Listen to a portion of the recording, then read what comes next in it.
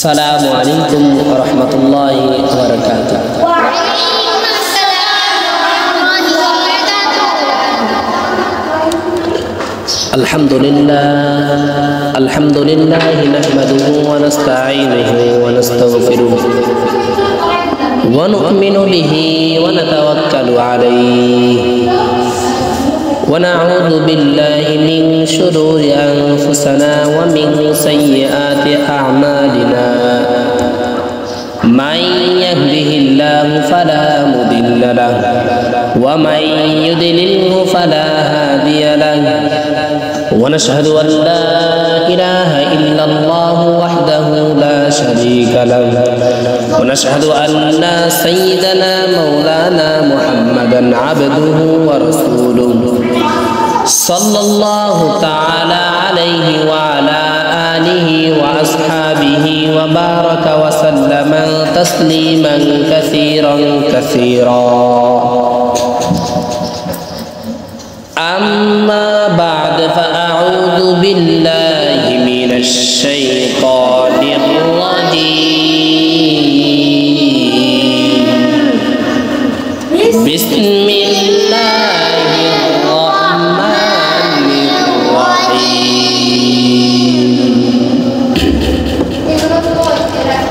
مفتاح الجنات الصلاة صدق الله العظيم. সমস্ত প্রশংসা মহান আল্লাহ তাআলা, যিনি আপনাকে এবং আমাকে এই মজলিসে আসার এবং বসার তৌফিক দান করেছেন। তিনার প্রতি লাখো কোটি শুকর। সবাই বলে আলহামদুলিল্লাহ।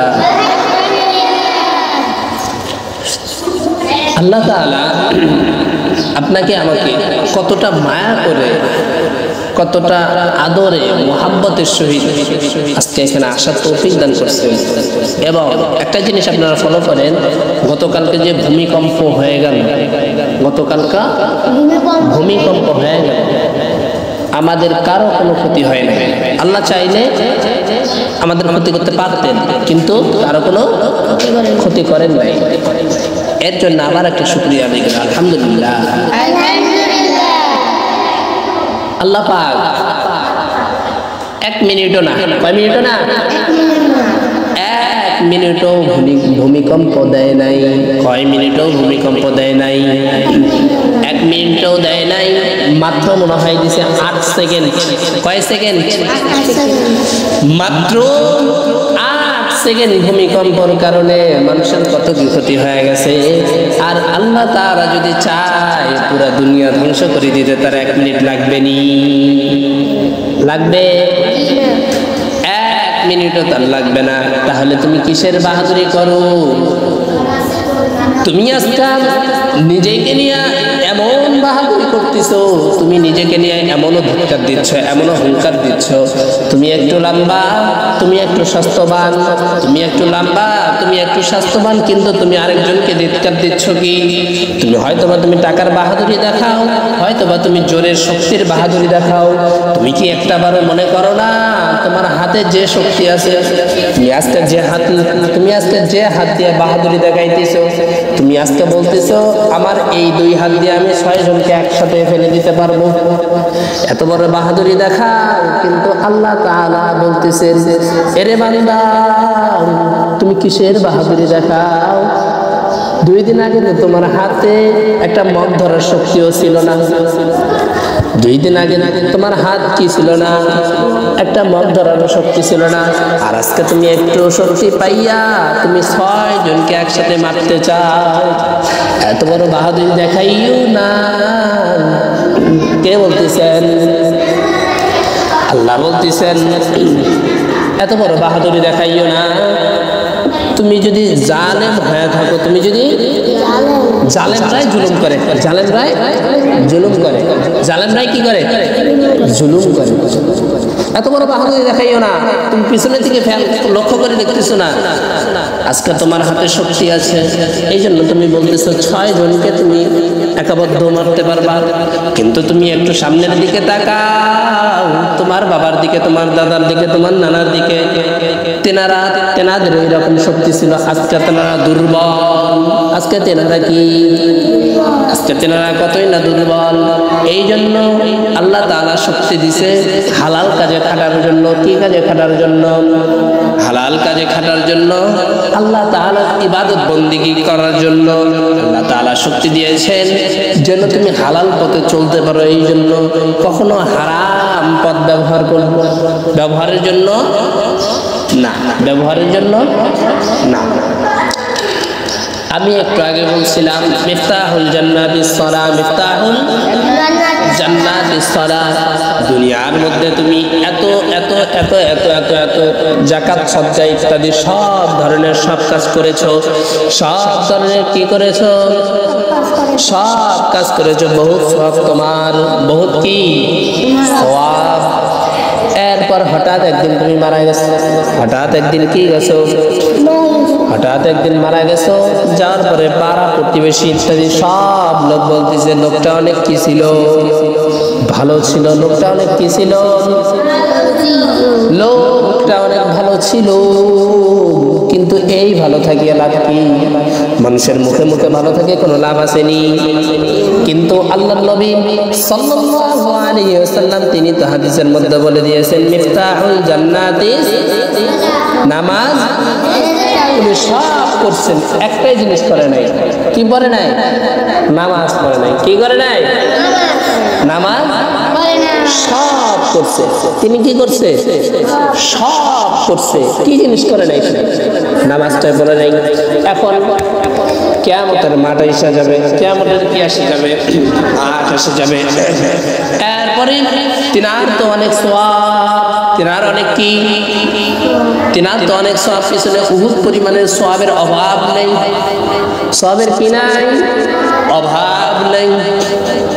এরপরে তিনি আল্লাহ তাআলার সামনে যখন হাজির হবেন, আল্লাহ তাআলাকে বলবেন হে আল্লাহ দেখো কত আমার সওয়াব, আমাকে জান্নাত দিয়ে দেন।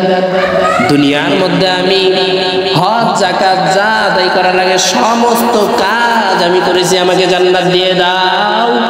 আল্লাহ তাআলার সাথে সাথে বলবেন, আল্লাহ তাআলা তো সবই জানেন। আল্লাহ তাআলা জানেননি সব? আল্লাহ তাআলা সবই জানেন। এরপর বান্দার মুখ থেকে শুনতেছে মজা। আল্লাহ তাআলা বলতেছেন তোমার জান্নাত লাগবে নি? কয় হ্যাঁ আমাকে জান্নাত দিয়ে দাও, আমার সওয়াবের অভাব নাই, দাও আমাকে জান্নাত। কোথায়? দিক নির্দেশনা বলে দাও, আমি যাব। এবার যখন ওই ব্যক্তি আল্লাহ তাআলার মুখ থেকে শুনতে পাইলেন যাও তোমার জান্নাত এইদিকে, তোমার জান্নাত এইদিকে। ধরেন এখান থেকে জান্নাতটা 300 ফিট, এখান থেকে জান্নাতটা কত দূর? 300 ফিট। কিয়ামতের ময়দানে তো আর কিয়ামতের ময়দানে তো আর কি থাকে না? গাড়ি থাকে না, লঞ্চ থাকে না, বিমান থাকে না, হেলিকপ্টার থাকে না, কিছুই থাকে না। নিজের পায়ে হাঁটতে যাইতে হয়, নিজের পায়ে হেঁটে হেঁটে যাইতে হয়। এখন এই ব্যক্তি এমন খুশি, আর কোনো কথা শুনে নাই, আর কোনো কি শুনে নাই, আর কোনো কথা শোনার টাইম নাই। সাথে সাথে যেই শুনছে জান্নাত এইদিকে, এমন দৌড় শুরু করছে। দৌড়াইতে দৌড়াইতে দৌড়াইতে দৌড়াইতে কই পর্যন্ত চলে গেছে? কুড়িল বিশ্ব রোড। কই পর্যন্ত? ধরেন 10 কিলো চলে গেছে। কয় কিলো? জান্নাতটা যদি এখান থেকে 30 কিলো হয়, 3 ভাগের 1 ভাগ চলে গেছে। যাওয়ার পরে এমন পিপাসিত হয়ে গেল, এখন বেচারা আর যাইতে পারতেছে না। বেচারা বলতেছে নিজে বাঁচলে তারপর না জান্নাতে যাব। এত সওয়াব, সামনে একজন পানি নিয়ে দাঁড় হয়ে আছেন, সামনে একজন কি নিয়ে দাঁড় হয়ে আছেন? পানি নিয়ে দাঁড় হয়ে আছেন এক ফেরেশতা। এখন ওই ফেরেশতাকে বলতেছে এরে ভাই, আল্লাহ তাআলা আমাকে জান্নাত দিয়েছেন, জান্নাতে গেলে তো আমার খাবারের অভাব থাকবে না, আমার কোনো কিছুর অভাব থাকবে না। কিন্তু এখন আমি জান্নাতে যাব, জান্নাতে যাওয়ার আগে আমি অনেক তৃষ্ণার্ত, অনেক কি তৃষ্ণার্ত ব্যক্তিকে, আমিও দুনিয়ার মধ্যে অনেক ব্যক্তিকে এরকম সাহায্য করেছি। আজকে তুমি যদি আমাকে সাহায্য করো, আমি জান্নাতে গিয়ে তোমার জন্য দোয়া করব। পরে ব্যক্তি বলতেছে ভাই আমি তো তো কোনো কিছুর বিনিময়ে পানি দেই না, শুধুমাত্র সওয়াব ব্যতীত। শুধুমাত্র কি ব্যতীত? সওয়াব ব্যতীত আর কোনো কিছুর মাধ্যমে আমি কি দেই না? পানি দেই না। এরপরে ওই ব্যক্তি মনে মনে ভাবতেছে, আল্লাহ তাআলা তো আমাকে কি দিয়ে দিচ্ছেন? আল্লাহ তাআলা ঠিকই তো আমাকে জান্নাত দিয়ে দিয়েছেন। এখন আমি সওয়াব দিয়ে কি করব? এখন আমি কি করব? এখন আমি সওয়াব দিয়ে কি করব? আল্লাহ তাআলা ঠিকই তো আমাকে জান্নাত দিয়ে দিয়েছেন। ঠিক আছে ভাই, আমাকে একটা পানির বোতল দাও, তোমার কতটা সওয়াব লাগে তুমি নিয়ে নাও। এবার সেই ব্যক্তি বলতেছেন, ভাই একটা পানির বোতলের দাম 3টা উহুদ পরিমাণ সওয়াব। কয়টা? 3টা। পরে ব্যক্তি বলতেছেন, এই কেমন কথা, তুমি তো আমার উপর জুলুম করতেছো। কয় ভাই কি পরিমাণ জুলুম করলাম? কয় একটা পানির বোতলের দাম 3টা উহুদ পরিমাণ সওয়াব হয়নি? কয় হ্যাঁ, কিয়ামতের ময়দানে 3টা উহুদ পরিমাণ সওয়াব দিয়ে কিনতে হবে। আর যদি তোমার ভালো না লাগে তুমি সামনে যাইতে পারো। তুমি কি পারো? সামনে যাইতে পারো। তিনি এখান থেকে পানি নিলেন না। তিনি এখান থেকে কি নিলেন না? তিনি এখান থেকে পানি নিলেন না। তিনি আরো কষ্ট করে আবার একটু সামনে গেলেন, আবার একটু কোথায় গেলেন? আবার একটু যখন সামনে গেলেন, যাওয়ার পরে আর পারতেছেন না, আর কি করতেছেন না, এবার তার পানি খাইতেই হবে। এবার তাকে কি করতে হবে? পানি খাইতেই হবে। না খাইলে তিনি আর বাঁচার কোনো উপায় নাই। এই ক্ষেত্রে তিনি এক ব্যক্তিকে দেখতেছে, সামনে আরেক ব্যক্তি পানি নিয়ে হাজুর, বলতেছে ভাই আমাকে একটা পানি দেন, আমি অনেক তৃষ্ণার্ত, আমি সামনে জান্নাতের দিকে যাইতেছি। আল্লাহ তাআলা আমাকে জান্নাত দিয়েছেন। আল্লাহ তাআলা আমাকে কি দিয়েছেন? আল্লাহ তাআলা আমাকে জান্নাত দিয়েছেন। আমি জান্নাতে যাওয়ার পর আপনার জন্য আমি দোয়া করব, আমাকে একটা পানির বোতল দেন। ওই ব্যক্তি জবাবে কি দিয়ে দিলেন? ওই ব্যক্তি জবাবে দিলেন, ভাই আমি তো কোনো কিছুর বিনিময়ে পানি বিক্রি করি না, আমি সওয়াব ব্যতীত আর কোনো কিছুর বিনিময়ে কি বিক্রি করি না, আর কোনো কিছুর বিনিময়ে আমি পানি বিক্রি করি না। যদি আমার থেকে পানির বোতল নিতে হয় তাহলে ঠিকই কি দিয়ে নিতে হবে? সওয়াব দ্বারা পানির বোতল নিতে হবে।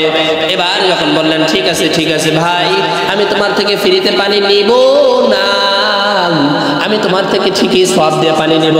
তুমি বলো তোমার সওয়াব, তোমার পানির একটা পানির বোতলের দাম কত সওয়াব? তিনি আওয়াজে বললেন, তিনি জবাবে বললেন, ভাই আমার একটা পানির বোতল নিতে গেলে 6টা উহুদ পরিমাণ সওয়াব দিতে হবে। কয়টা? ঠিকই তার পাল্টা জবাব, ভাই এটা আপনি আমার কাছে জুলুম করতেছেন। একটু আগে পিছনে দেখে আসলাম, ওখানে পানির বোতলের দাম 3 উহুদ পরিমাণ সওয়াব, কিন্তু আপনার কাছে তো দেখতেছি 6 উহুদ পরিমাণ পানির সওয়াব। এটা কেমনি কি আমাকে একটু বোঝান ভাই। এবার পানির বোতলওয়ালা জবাব দিলেন, ভাই ওখানে আপনি কি পরিমাণ তৃষ্ণার্ত ছিলেন আর এখানে বর্তমানে কি পরিমাণ তৃষ্ণার্ত আছেন? এখানে যদি আমি 10টা উহুদ পরিমাণ সওয়াব দিতাম, এরপরও আপনি পানির বোতল নিতে ইচ্ছুক থাকতেন। এরপরেও কি থাকতেন? 10টা পানির বোতল, 10টা উহুদ পরিমাণ সওয়াব যদি একটা পানির বোতলের দাম হইতো, তারপরও নিতে কি নিতে থাকতেন, তিনি ইচ্ছুক থাকতেন। ওই ক্ষেত্রে তিনি 6টা উহুদ পরিমাণ সওয়াব দিয়ে পানির বোতলটা নিয়ে নিলেন। এইভাবে যাইতে যাইতে যখন জান্নাতের দরজা অবধি চলে গেলেন, যখন কিসের দরজা অবধি চলে গেলেন? যখন জান্নাতের দরজা অবধি চলে গেলেন, চলে যাওয়ার পর দেখতেছেন জান্নাতের দরজায় তালা। দেখতেছেন কি? জান্নাতের দরজায় তালা মারা। এবার সেই ব্যক্তি মনে মনে ভাবতে লাগলেন, আল্লাহ কি আমার সাথে বেঈমানি করলো? আল্লাহ তাআলা কি আমার সাথে বেঈমানি করলো? কিন্তু আল্লাহ তাআলা কি বেঈমানি করছেন? আল্লাহর নবী সাল্লাল্লাহু আলাইহি ওয়াসাল্লাম তো একটা হাদিস বলে রাখছেন, মিফতাহুল অর্থ কি? তোমার এত এত সওয়াব, তোমার এত এত সওয়াব, তুমি এই সওয়াব দিয়ে কি করবা যদি তুমি চাবি না নিয়ে যাও? এমন একটা ঘর, এই ঘরের মতো রত্ন ভান্ডার সব কিন্তু এমন একটা তালা মারা যেটা নামাজ ছাড়া খোলে না, তাহলে তোমার সওয়াব দিয়ে কোনো লাভ আসেনি যদি নামাজ না পড়ো। এরপরে ওই ব্যক্তি আবার রওনা দিলেন, অনেকক্ষণ রেস্ট নেওয়ার পর আবার রওনা দিলেন আল্লাহ তাআলার হাসরের মাঠের দিকে। এবার যখন রওনা দিলেন আবার তিনি তৃষ্ণার্ত হয়ে পড়লেন, এবার তিনি আবার ওই সওয়াব দিয়ে অবশেষে আল্লাহ তাআলার দরবারে যখন তিনি হাজির হলেন, হাজির হওয়ার পরে আল্লাহ তাআলাকে বলতেছেন, ইয়া রাব্বুল আলামিন, আপনি কি আমাকে ধোঁকা দিলেন? আল্লাহ তাআলা বলবেন, না না না, আমি তো কাউকে ধোঁকা দেই নাই। তুমি কি আমার বন্ধু পেয়ারা নবী রাসূলুল্লাহ সাল্লাল্লাহু আলাইহি ওয়াসাল্লামের হাদিস কখনো পড়ো নাই? মিফতাহুল জান্নাতিস সালাত, মিফতাহুল নামাজ বেহেশতের চাবি। তুমি কি এটা কখনো পড়ো নাই? দুনিয়ার মধ্যে তুমি সব করছো, সব কিছুই করছো তা মানি, কিন্তু তুমি আমার বন্ধুর নামাজ কি করো নাই? আদায় করো নাই। এই জন্য এই ব্যক্তি জান্নাত পাওয়ার পরেও তিনি জান্নাতে যাইতে পারতেছে না, হায় আফসোস। তাহলে একটাই জিনিস ভাইবা দেখো, দুনিয়ার মধ্যে নামাজের কতটা মূল্য, আর আমরা কি মূল্য দিচ্ছি নামাজকে? নামাজকে কোনো মূল্য দিচ্ছি না। এই জন্য সবাই মনের ভেতরে একটা আশা আকাঙ্ক্ষায় থাকবে, দুনিয়ার মধ্যে থাকলে অবশ্যই কি করতে হবে? নামাজ পড়তে হবে। অবশ্যই কি করতে হবে? নামাজ পড়তে হবে। বাকিরা ইনশাআল্লাহ ওয়া আখির দাওয়ানা আলহামদুলিল্লাহি রাব্বিল আলামিন। আমরা আগামী বৃহস্পতিবারে বাকি অংশ শুনতে পারবো ইনশাআল্লাহ।